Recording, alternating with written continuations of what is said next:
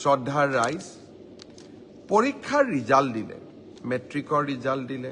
higher secondary result দিলে গ্ৰেজুৱেশ্যনৰো result দিব দুটা আঁচনি আমি আৰম্ভ কৰিব লাগিব ছাত্ৰ ছাত্ৰীসকলৰ বাবে গ্ৰেজুৱেশ্যন এইবাৰ 2024 আৰু 25 চনত যিসকল ছাত্ৰ ছাত্ৰীয়ে গ্ৰেজুৱেশ্যন পাছ কৰিলে তেওঁলোকক এইবাৰ আমি জীৱন প্ৰেৰণা আঁচনি আগবঢ়াম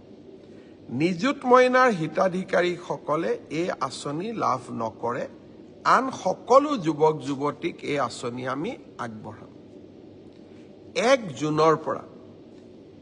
এই জীৱন প্ৰেৰণা আঁচনিৰ আবেদনৰ পৰ্টেলটো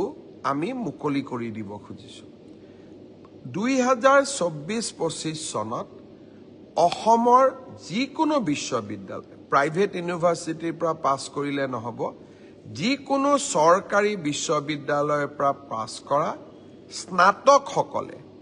এই জীৱন প্ৰেৰণা আঁচনিৰ বাবে আবেদন কৰিব পাৰিব এই আঁচনিৰ জৰিয়তে আমি কি পাম প্ৰতি মাহত আমি 2,500 টকা কৰি এবছৰৰ বাবে আমি লাভ কৰিম এই টকাটো কিয় দিয়া হৈছে যাতে আপোনালোকে ইন্টাৰভিউত এপিয়াৰ কৰিব পাৰে ইন্টাৰভিউৰ বাবে নিজক প্ৰস্তুত কৰিব পাৰে আৰু দেউতা মাৰ পৰা যাতে আমি অন্তত এটা বছৰলৈ টকা পইচা বিচাৰিব নালাগে ছাত্ৰ ছাত্ৰীসকলৰ বাবে আমাৰ দুটা আঁচনি এটা হ'ল বিনামূলীয়া নামভৰ্তি অহা 28 তাৰিখে মই অসমৰ কলেজসমূহৰ অধ্যক্ষসকলৰ সৈতে বা 29 তাৰিখে মই অধ্যক্ষসকলৰ সৈতে এখন ভিডিঅ' কনফাৰেন্স কৰিম লক্ষ্য এইবাৰ মই তেওঁলোকক নিজে স্পষ্টভাৱে কম যে যি পৰিয়ালৰ ঘৰত ৰেচন কাৰ্ড আছে তেওঁলোকক আমি কলেজ ইউনিভাৰ্চিটি আমি বিনামূলীয়া নামভৰ্তি কৰিম কোনো স্পৰ্টছৰ বাবেও ফিজ নলওঁ মেগাজিনৰ বাবেও ফিজ নলওঁ আমি একোৱে ফিজ নলওঁ তেওঁলোকক আমি পোনছাতে বিনামূলীয়া নামভৰ্তি কৰাৰ সুবিধা দিম দুই এজনে প্ৰশ্ন কৰিছে যে মই দুখীয়া মানুহ মোৰ ঘৰত ৰেচন কাৰ্ড নাই মই বিনামূলীয়া নামভৰ্তি নাপাম নেকি আপোনালোকে বিনামূলীয়া নামভৰ্তিৰ সুবিধা লাভ কৰিব কিন্তু তাৰ বাবে আপোনালোকক এখন ইনকাম সাৰ্টিফিকেট লাগিব কিন্তু যাৰ ৰেচন কাৰ্ড আছে ৰেচন কাৰ্ডখনে ইনকাম সাৰ্টিফিকেট তেওঁক আৰু অতিৰিক্তকৈ কোনো বেলেগ প্ৰমাণৰ প্ৰয়োজন নাই তেওঁলোকে পোনে পোনে কলেজত বিনামূলীয়া নামভৰ্তি কৰিব পাৰিব নিযুত মইনা আঁচনি মোৰ আটাইতকৈ ভাল লগা এখন আঁচনি অসমৰ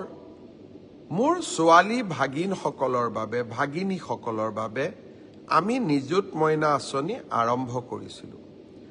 যোৱাবাৰ প্ৰথম বৰ্ষত আমি নিযুত মইনা আঁচনি আগবঢ়ালোঁ আপোনালোকে সকলোৱে জানে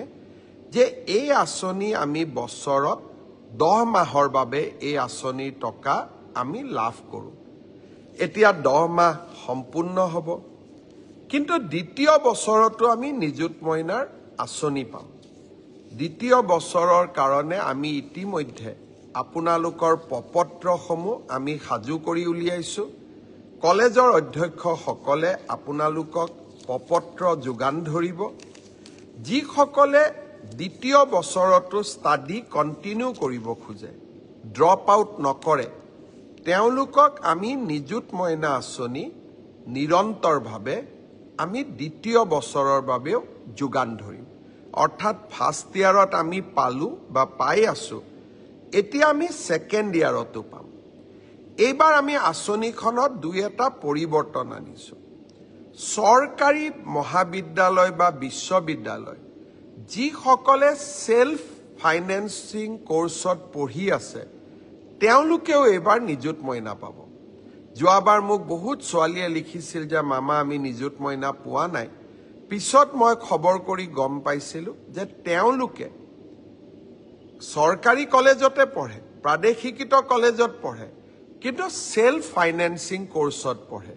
তাৰ বাবে যোৱাবাৰ আমি নিযুত মইনা দিয়া নাছিলোঁ কিন্তু এইবাৰ আমি সেলফ ফাইনেন্সিং স্কিমত পঢ়া সকলকো আমি নিযুত মইনা আঁচনি দিম প্ৰশ্ন হ'ব প্ৰথমৰ পৰা দ্বিতীয় বৰ্ষত পোৱা সকলে নিযুত মইনা পালে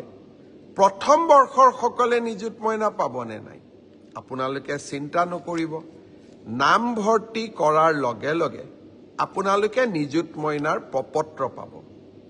আৰু নিযুত মইনাৰ প্ৰপত্ৰ পূৰণ কৰাৰ লগে লগে ক্লাছ 11 ডিগ্ৰী ফাৰ্ষ্ট ইয়াৰ আৰু পোষ্ট গ্ৰেজুৱেট ফাৰ্ষ্ট ইয়াৰত নাম লগোৱা সকলো ছোৱালীয়ে নিযুত মইনা আঁচনি লাভ কৰিব কিছুমানে মোক কৈছে যে মামা স্কুটি নিদিয়ে নেকি এইবাৰ আমি হায়াৰ সেকেন্ডাৰী পৰীক্ষাৰ আগতেই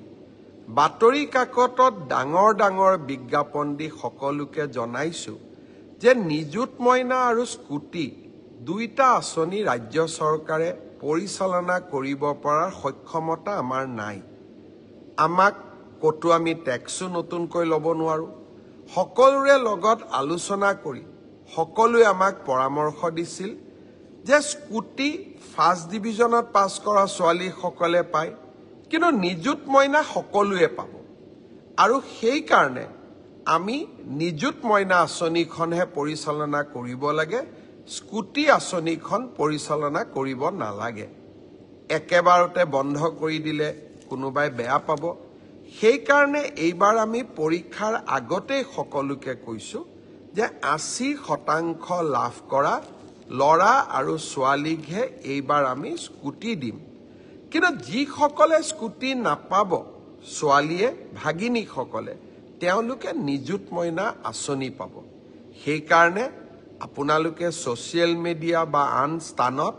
স্কুটিৰ কাৰণে পোষ্ট দি নাথাকিব কাৰণ চৰকাৰৰ বাজেট ইতিমধ্যে পাছ হৈ গৈছে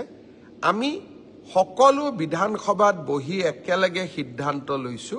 যে আমি স্কুটি নিদিও নিযুত মইনা দিম আৰু নিযুত মইনা আঁচনিখনে ইমান দুখীয়া ল'ৰা ছোৱালীক দুখীয়া ছোৱালীক সহায় কৰিছে তাক আমি তাৰ যিটো উপকাৰিতা তাক আজি আমি মৰ্মে মৰ্মে দেখা পাইছো দেউতাক মাকে এতিয়া ছোৱালীৰ পঢ়াৰ খৰচেই দিব নালাগে চৰকাৰৰ পৰা পোৱা নিযুত মইনাৰে আমি অন্তত কলেজৰ বহুখিনি দায়িত্ব আমি পালন কৰিব পাৰো দেউতা মাৰ কষ্ট কমিছে সেই কাৰণে আমি নিযুত মইনা আঁচনিখন আকৌ এবাৰ প্ৰথম বৰ্ষ আৰু দ্বিতীয় বৰ্ষৰ বাবে মুকলি কৰি দিছো